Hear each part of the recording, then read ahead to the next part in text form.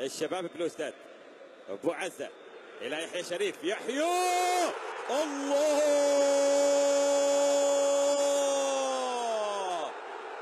كم انت قاسي يا يحيى يا شريف في اللقطه الماضيه.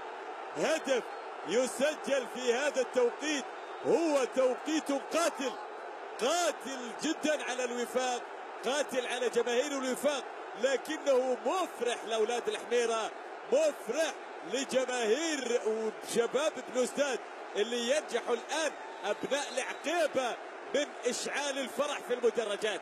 دموع الفرح حاضره في اللقطه الماضيه للرضا مالك رئيس النادي لجماهير شباب بلوزداد.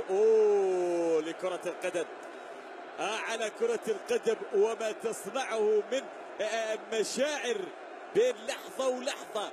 كانت الأمور هادئة، كانت الأمور تذهب إلى ركلات الحظ الترجيحية، كانت تذهب إلى المجهول.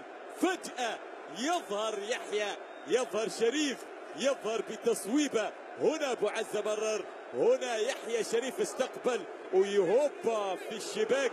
هدف أول لمصلحة شباب بلوزداد. يا له من وقت، يا له من وقت ينجح شباب بلوزداد.